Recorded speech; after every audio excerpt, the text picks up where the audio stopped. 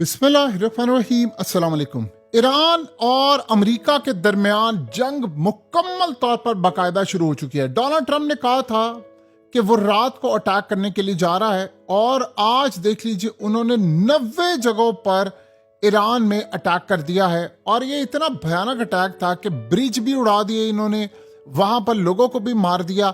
और इस सारी सूरत हाल के अंदर जो अमेरिका ने हमले किए हैं उसमें उन्होंने मिसाइल, ड्रोन ज़खायर समेत 90 फौजी अहदाफ को निशाना बनाया है और ये काफ़ी ज़्यादा उन्होंने इंफ्रास्ट्रक्चर भी तबाह किया है। ईरान ने उसके बदले में 100 से ज़ायद जगहों पर अटैक किया है और ये जो अटैक है ईरान की जानिब से जो किया गया है ये बहुत ज़्यादा तबाहकुन है। और इसमें उन्होंने अमेरिका के हेडक्वार्टर्स बहरीन और कुवैत में उड़ा दिए और गालिबन अब वो ऐलान कर चुके हैं कि पूरे खत्ते में बाकी जिन जिन ममालिक में भी अमेरिका के अड्डे हैं हम उनको भी उड़ाने के लिए जा रहे हैं। अब ये बाकायदा बिल्कुल जंग का आगाज हो चुका है और ये गालिबन किसी भी वक्त इन्होंने बड़ा अटैक कर देना है अमेरिका ने, और ये अटैक अब रुकने वाला नहीं है। उसके बाद ट्रंप ने कहा है कि हम जजीरा खाक पर हमला करने जा रहे हैं और उसको टेक ओवर करने जा रहे हैं, वही जो फौज उतारनी थी। ईरान ने कहा है कि आओ हम तुम्हारा इंतजार कर रहे हैं और वादा करते हैं कि कोई अमरीकी फौजी जिंदा वापस नहीं जाएगा। उन्होंने कहा कि ये हमारा वादा है कि एक भी अमरीकी फौजी हमने यहाँ से जिंदा वापस नहीं भेजना और सारी दुनिया देखेगी कि हम किस तरह काम करते हैं। एक भी अमरीकी फौजी यहाँ से जिंदा वापस इस दफा नहीं जाएगा। ये असल में ईरान की जानिब से बड़ी डेवलपमेंट इस वक्त सामने आई है और ये क्लियरली इंडिकेट कर रही है कि लड़ाई जो है वो अब शुरू होने वाली है और ये बड़े पैमाने पर लड़ाई अब शुरू होने जा रही है। उसमें आप अंदाजा करें कि ईरान ने इस वक्त जो अटैक करना शुरू किया, कुवैत बहरीन में सायरन बज रहे, उनके हेडक्वार्टर्स को उड़ाया है उन्होंने, वहां पर काफी ज्यादा इन्होंने नुकसान किया है। अब जैसे ही नुकसान हुआ उसी वक्त डोनाल्ड ट्रंप ने कहा जी मुझे ईरान का टेलीफोन आया, यानी ईरानियों का हमें टेलीफोन आया और कहा है कि वो डील चाहते हैं। अब आप अंदाजा करें कि इस सूरत हाल में कहता है मुझे नहीं पता, क्योंकि उसने जब देखा अटैक हुआ है तो उस अटैक के बाद उन्होंने बड़ा तबाही का मामला किया। अब ईरान की फोर्सेस ने कहा है कि अब हम पूरे खत्ते में अटैक करने जा रहे हैं। अब तक तो सिर्फ कुवैत बहरीन तक था ना, अब हम नहीं छोड़ेंगे। अब इन्होंने हमारे ब्रिज उड़ाए हैं, हम भी ब्रिज उड़ाएंगे। इन्होंने हमारे मुल्क के अंदर इंफ्रास्ट्रक्चर को तबाह किया, अब हम भी करेंगे। अब बिल्कुल टिट फॉर टैट वाला इस वक्त मामला होने के लिए जा रहा है और अब हम यहाँ पर नहीं रुकने वाले। अब जो मर्जी हो ये लड़ाई यहाँ से अब अगले लेवल पर जाएगी और हर सूरत जाएगी। अब हम यहाँ पर नहीं रुकेंगे, चाहे अब जो मर्जी तबाही हो जाए, अब यहाँ किसी सूरत रुकने वाला मामला आपको नजर नहीं आएगा।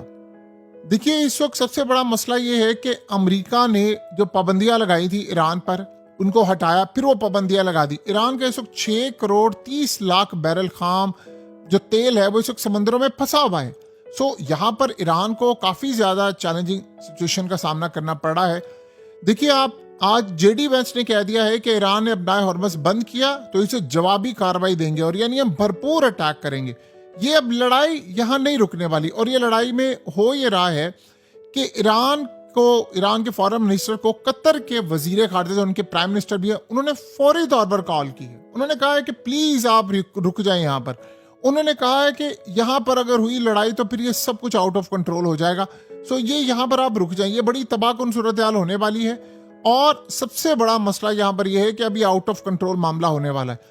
आप ये सोचें कि आज ईरान ने यहाँ तक कहा है कि अगर ईरान के साहिल पर उतरने की कोशिश की ना अमेरिका ने या इजराइल या किसी ने, तो हम इनके लिए जहन्नुम बना देंगे। उन्होंने कहा है कि कोई जगह ऐसी नहीं छोड़ेंगे जहां पर अमरीकियों का कब्रिस्तान नहीं होगा। और ये सूरत हाल अब सारी दुनिया के लिए तबाहकुन होगी। यानी अब होगा क्या, जैसे ये मामला हुआ है एशिया की स्टॉक मार्केट क्रैश करना शुरू कर दिया, तेल की कीमतें आसमान पर जाना शुरू हो गई। एज यूजुअल जो हमेशा से एक सिनेरियो होता है वो इस वक्त होना शुरू हो चुका है। और ये असल में वो मसला है जो शायद अब गालिबन आपको और हमें रुकता हुआ नजर ना आए। ये बड़ी तबाहकुन सूरत हाल है, ये यहाँ पर आपको मामला रुकता हुआ अब नजर नहीं आएगा। अब सबसे बड़ा मसला ये हुआ है कि बरतानिया की जानिब से भी अमेरिका को कहा गया है, ईरान को कहा गया है कि फौरी तौर पर ये जंग बंद करें। ये क्या पागलपन है, ये जो इस वक्त शुरू हो गया है इसको फौरी तौर पर रोकें, ये हम सब को तबाह कर देगा। यानी किसी तरह आप देखें ना कि इस वक्त स्टॉक मार्केट क्रैश होना शुरू हो गई है पूरी दुनिया की। यहां मामला नहीं हुआ, स्टॉक मार्केट बुरी तरह क्रैश हो रही है और इस वक्त बहुत बुरी सूरत हाल है मार्केट की। यानी आप ये सोचें कि अब ईरान के कई फौजी भी मारे गए हैं, उनका उन्होंने बदला भी लेना, वो अमेरिका पर अटैक करें। इस वक्त हो ये रहा है कि बहुत सारे खलीजी ममालिक ईरान से रब्ता करें कि आपने हमारे मुल्क पर अटैक नहीं करना। ये असल में इस वक्त की सूरत हाल चल रही है, लेकिन ये लड़ाई अब आपको किसी जगह रुकती हुई नजर नहीं आ रही। ये किसी जगह आपको रुकती नजर नहीं आ रही, ये बात आप अच्छी तरह समझ लें। असल मसला अब ये है कि ईरान ने कहा है कि जहां पर हमने एक मुआहदा किया था, नेविगेशन वाला सिस्टम था कि भाई जहां से हम कहेंगे आपने वहां से गुजरना है, आप वहां से क्यों नहीं गुजरे, तो आप जानबूझकर उस साइड से जा रहे हैं, वहां माइंस पड़ी हुई हैं। असल में अमेरिका ने कहा है कि उन्होंने देखिए उन्होंने जंग करनी थी, वो जंग करने के लिए जा रहे हैं, ये एक रियलिटी है, और इस रियलिटी को जो जितनी जल्दी समझ लेगा उतना ही उसके लिए बेहतर है। देखिए अमेरिका के पास इस वक्त बचने के लिए आपको कोई रास्ता नजर नहीं आता। ये एक बिल्कुल रियलिटी है कि अमेरिका को ये बात पता है कि खित्ते के अंदर अब एक बड़ी तबाही सर पर खड़ी हुई है। अब अमेरिका के पास ऑप्शन क्या है, जो सबसे अहम बात है, अमेरिका के पास लिमिटेड ऑप्शन है, इसमें कोई दो राय नहीं है कि अगर उन्होंने ये जंग छेड़ी तो पूरे खित्ते के अंदर उनके स्टेक्स पर अटैक होना शुरू हो जाएगा। ईरान ने असल में फैसला कर लिया है कि उन्होंने सारी हदें क्रॉस कर देनी है, और उन हदों को क्रॉस करने के लिए उन्होंने बाकी सारे ममालिक को भी कह दिया। देखिए तुर्की ने भी ट्रम्प को कहा है कि आप अटैक ना करना और यहीं पर रुक जाए मामला। अब तेल का जहां तक मसला है कि तेल फंसा हुआ है, जिन ममालिक ने ईरान को ऑर्डर जारी किया था, देखिए चाइना तो अपना तेल ले लेगा, लेकिन मसला ये है कि क्या इंडिया तेल ले पाएगा। आपको पता है कि इंडिया समेत बहुत सारे ममालिक को ये बात अच्छी तरह मालूम हो गई थी कि ये जब लड़ाई होगी तो ये बहुत बड़ा तबाहकुन मरहला हमें फेस करना पड़ सकता है। यानी हमें हो सकता है ऐसी सिचुएशन का सामना करना पड़ जाए कि तेल हमें बाद में ना मिले। तो उन्होंने एडवांस में लंबा चौड़ा ऑर्डर कर दिया, और उस ऑर्डर के नतीजे में अब देखिए क्या हो रहा है। अब मामला ये हो रहा है कि ऑर्डर तो उन्होंने लंबा चौड़ा कर दिया है, लेकिन अब वो तेल फंसा हुआ है, तेल नहीं मिल पा रहा, जिसकी वजह से असल में ये सारे इस वक्त परेशान हैं, और ये सारे अपसेट भी बैठे हुए हैं कि तेल हमें नहीं मिल पा रहा, और अगर यहां पर ये मामला रुक गया तो हम क्या करेंगे। अब मसला सारा वहां आ जाता है कि जहां पर तेल की पैदावार ऑलरेडी कम है, रिजर्व खत्म हो रहे हैं, पूरी दुनिया का बहरान सर पर खड़ा हुआ है। जब आप इस तरह के मामला देखते हैं तो आपको पोजीशंस बड़ी खराब नजर आती है। ये एक बिल्कुल सच्ची बात है, और ये रियलिटी बेस्ड बात है कि जब आप इस तरह की सिचुएशन का सामना करते हैं तो आपको काफी ज्यादा बर्बादी का सामना करना पड़ता है, आपको पोजीशंस अपनी होल्ड करनी पड़ती हैं, आपको अंदाजा नहीं है कि अगले लम्हे मार्केट के अंदर क्या हो जाएगा, आपको अंदाजा नहीं है कि अगले लम्हे सिनेरियो क्या बदल जाएगा, क्या सूरत हाल होगी। ये तमाम की तमाम जो चीजें हैं वो क्लियरली हमें नजर आती हैं कि सिचुएशन बिल्कुल एक आउट ऑफ कंट्रोल होने के लिए जा रही है। सो अब देखना यह है कि क्या अमेरिका इस सारी सूरत हाल में वाकई इस पोजीशन में है कि जहां पर वो इस तरह का सिनेरियो देख सकता है।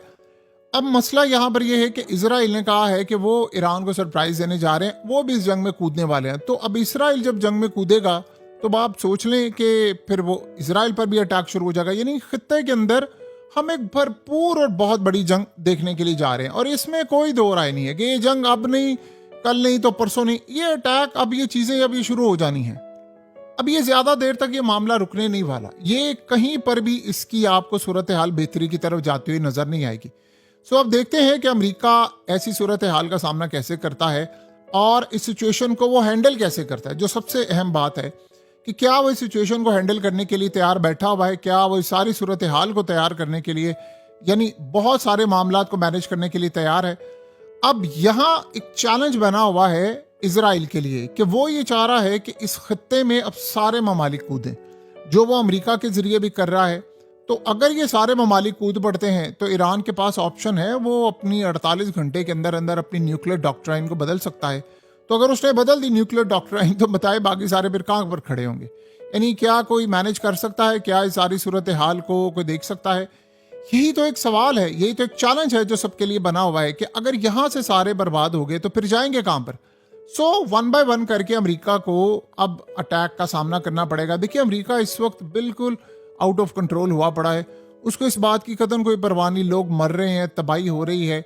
ये जंग असल में आखिरी जंग ही है, ये समझ रहे वक्फा जो आया था वो तूफान से पहले वाला एक वक्फा था, तो अब ये तूफान तो दोबारा शुरू हो चुका है। अब इस तूफान के बाद क्या सूरत हाल होगी, वक्फे के साथ क्या मामलात होंगे, ये तो बहुत सारी चीजें हमें वक्त के साथ साथ समझ आ जाएंगी। लेकिन अगर हम यहाँ पर रुक गए तो फिर तो सूरत हाल अलग है। चले कुछ फायदा हो जाएगा, लेकिन अगर ये यहाँ पर है तो तेल का भी बहरान है, करेंसी का बहरान है, स्टॉक मार्केट का बहरान है, महंगाई का बहरान है। ये वो बहरान है जो असल में सबको अपनी लपेट में ले लेंगे। सो बहरान तर बहरान तर बहरान, यानी एक के बाद एक सूरत हाल तबाही की तरफ जा रही है। और इसमें खैर का